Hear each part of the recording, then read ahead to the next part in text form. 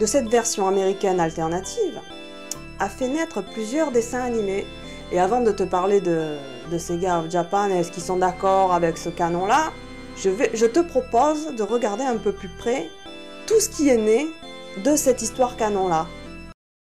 Accrochez-vous, ça va décoiffer.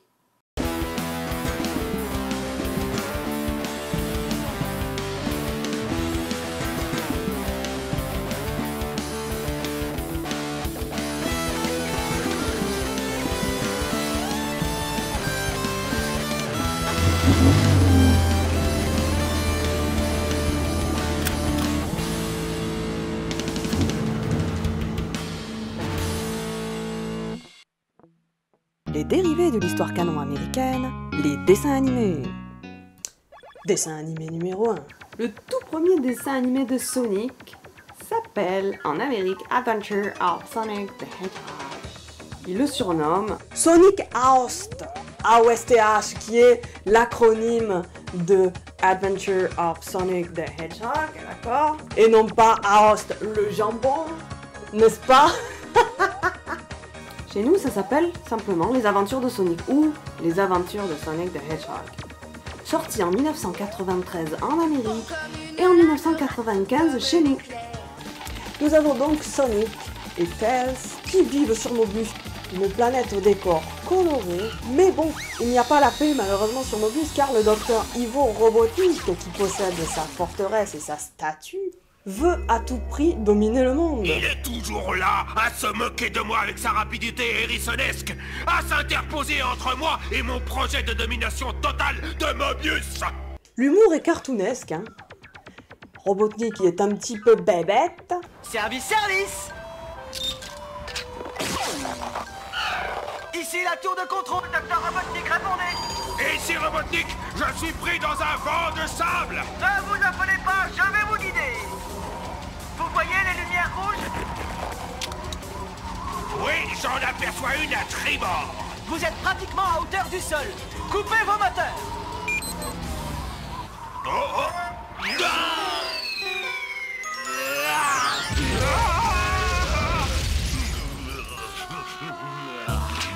Scratch, Grandeur, où êtes-vous, bande d'idiots? Je ne parle pas des deux robots Scratch et Grunder. Il y a le schéma du cartoon de base. Ils leur font tomber des trucs sur la tête. Eux-mêmes tombent. Et ils ne reconnaissent jamais Sonic, malgré ses nombreux déguisements si réalistes. Excusez-moi de vous déranger. On ne vous a pas signalé une épidémie de robocluche dans la région? Non, non.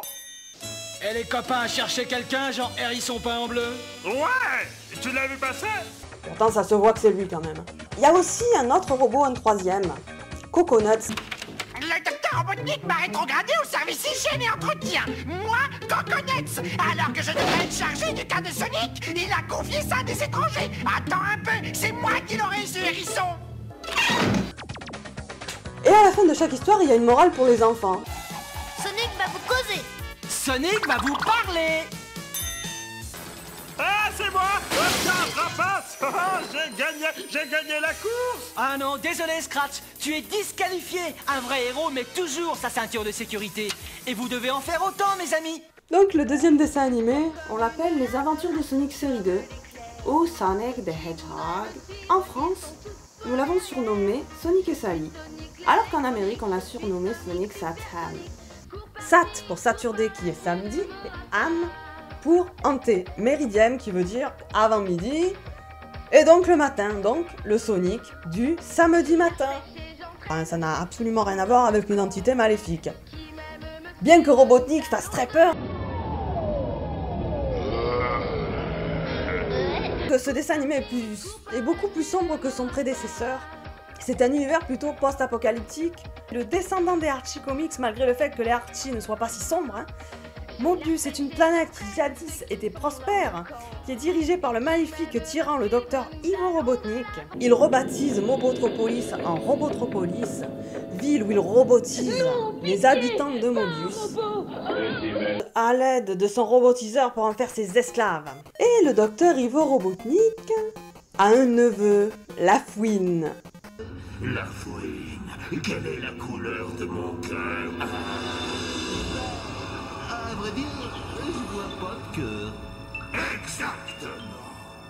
Et il ne manque pas de le martyriser à chaque épisode où le hérisson s'en sort. Où se trouve le hérisson, la fouine? J'en sais rien, il a disparu. C'est mort. Disparu où ça? Quelque part, docteur. Et dis-moi comment il a pu disparaître, misérable mutant? Sonic et les combattants de la liberté vivent à unisson une ville rurale magnifique, au décor coloré, ensoleillé, de beaux arbres et tout ce qui s'ensuit, qui n'a absolument rien à voir avec Robotropolis. Cette ville rurale est à l'intérieur de la grande forêt. Et le docteur Robotnik veut donc savoir où se trouve cette forêt. Visiblement, Google Maps n'existe pas dans leur monde. À l'intérieur de ces containers se trouve un produit chimique de mon invention que mes abeilles bombardières, sous le commandement de la fouine, iront répandre sur la grande forêt. Et tous les arbres mourront instantanément, découvrant ainsi la cachette secrète des combattants de la liberté. Le village de Unisson et mes cerbères n'auront plus aucun mal à capturer la princesse Sally. Et si jamais cet abominable hérisson montre le bout de son museau, je lui réserve une petite surprise. Le missile chercheur de hérisson. En personnage, nous avons donc Sonic, évidemment, qui est la vitesse, l'astuce, celui de l'improvisateur, quoi, si tu veux. Et, il réfléchit jamais avant d'agir, ce qui agace énormément Sally. Sally, qui n'aime pas trop qu'on l'appelle princesse. Tu es un ravissement pour le regard quand tu travailles, princesse Sally. Antoine, ne m'appelle pas princesse. Ici, la seule et unique souveraine, c'est Mère Nature. C'est un génie en informatique. Elle a toujours son ordinateur portable sur elle, du nom de Nicole. Nicole, projetez-nous les lignes d'intensité schématique. Recherche. C'est le cerveau de la bande, concrètement. Ensuite, on a Tails, le petit renard, tout mignon, tout ça, qui a de Sonic, qui vole avec ses deux queues, etc. On va voir de quel bois je me chauffe. J'y vais. Attention. On a Rotor le Morse, qui est le mécanicien de la bande. Cette pâte à coulis sera pratique pour réparer le monte-charge. À condition que Rotor arrive à les régler. C'est le contacteur qui n'est pas au point. Et parfait. Et je te fais redescendre. Qu'est-ce que ça donne à présent? Ah, c'est l'extase. Merci, Rotor, tu es un petit génie. On a Marilyn la lapine, qui, grâce, entre guillemets, à une robotisation inachevée, a 2 jambes et un bras robotisé, ce qui lui donne une sacrée poigne de fer, malgré sa douceur féminine. Ensuite, on a aussi Dulcie, la dragonne, qui vole, qui s'écrase comme je sais pas quoi sur le sol à presque chaque épisode où elle se trouve. C'est pour votre reste.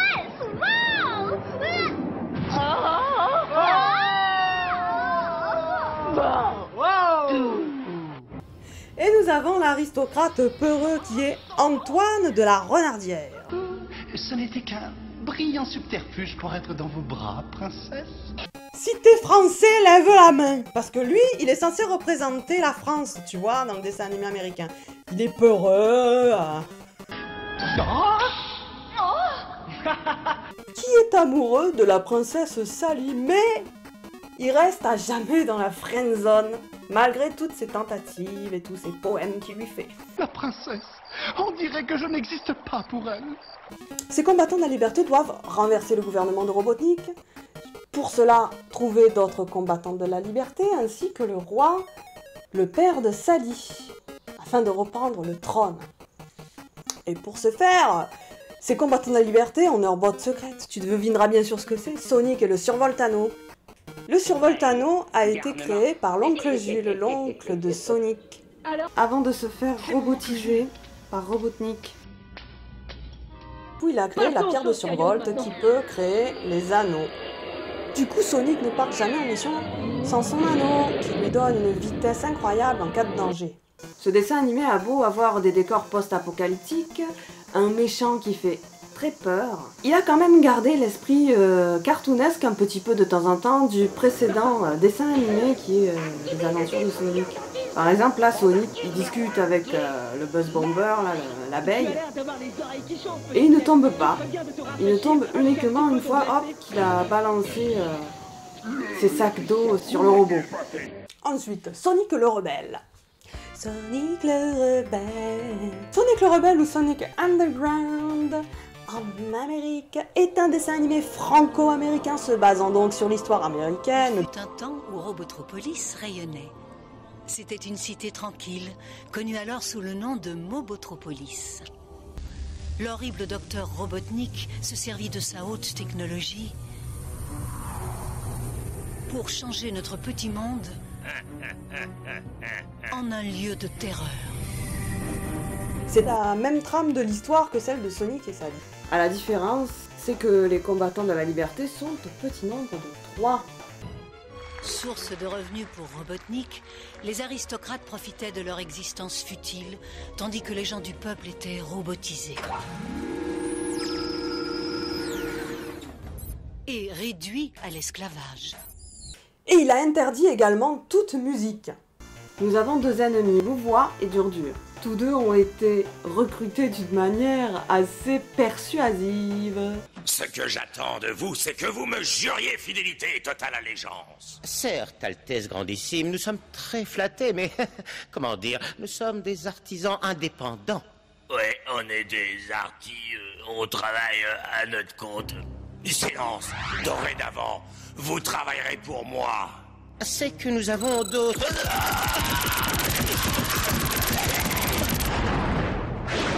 Comme je vous le disais, il faut songer à se reconvertir un jour ou l'autre. Excellent. Comme personnage, vous avez Sonic. Tu permets que je me mette à l'établi? Vous avez Manic. Génial, les gars. Et vous avez Sonia.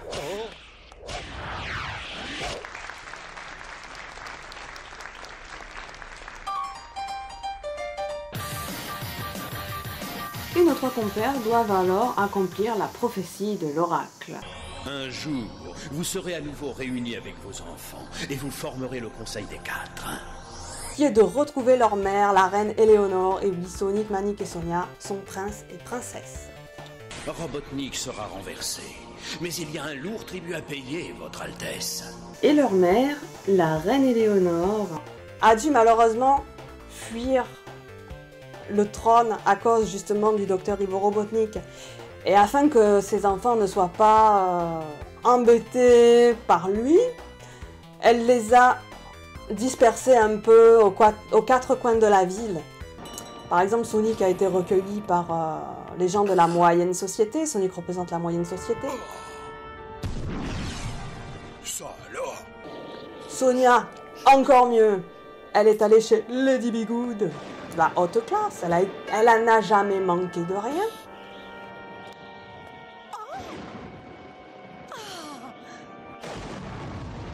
Quant à Manic, alors qu'elle déposa gentiment le couffin, un voleur a donc volé le bébé pour en faire un voleur. Voilà l'histoire de Manic qui a beaucoup manqué de choses et qui a dû survivre en devenant un voleur. Et donc un beau jour, ces 3 hérissons poussent la chansonnette et ils se sont retrouvés grâce à leur médaillon qui est leur pouvoir spéciaux.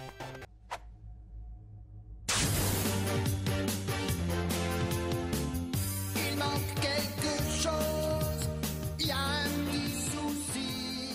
Et ils vont s'en servir contre Robotnik évidemment. Le temps est venu de solliciter les pouvoirs de vos médaillons.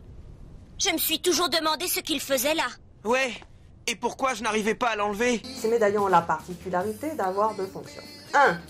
Faire de la musique, Sonic à la guitare, Sonia au synthé, Manic à la batterie. Mais ils peuvent aussi devenir des armes redoutables, par exemple Sonic et Sonia tirent des lasers, quant à Manic, il fait des tremblements de terre. Craquant. La musique a été prohibée. Très bien. Jouons-leur un morceau, mes frères, et cassons-leur la figure. C'était la fin de la présentation des dessins animés. La trame de l'histoire de Sega of America, c'est Sonic doit renverser Robotnik sur la planète Mobius. Mais est-ce que Sega of Japan est d'accord avec cette histoire canon ou pas? On sait déjà qu'au Japon, le docteur Robotnik s'appelle en fait le docteur Eggman à la base. avant d'avoir été traduit bien sûr par Vince Titan. Mais bon, toi t'es déjà au courant si tu regardes Sonic Boom sur Gulli ou Canal J, ou si tu as regardé, je sais plus si ça passe encore. Du coup, nous, à notre époque, dans les années 90, on avait l'appellation Robotnik, mais pas Eggman. Nous savons déjà que Robotnik est Eggman, donc je vais déjà vous répondre aux questions suivantes. Est-ce que Sonic était marron à la base? Dans la version japonaise, est-ce qu'il vit sur Mobius? Non. Mais nous parlerons de ça dans la partie 3 de l'épisode 2 de Dur d'être fan de Sonic. Hahaha, t'as cru que j'allais te le dire tout de suite, hein? Allez, un peu de patience, ressaisis-toi, bon sang. Je vous parlerai de l'histoire des notices de jeu japonaises. Allez, à bientôt. Ça changera de au revoir.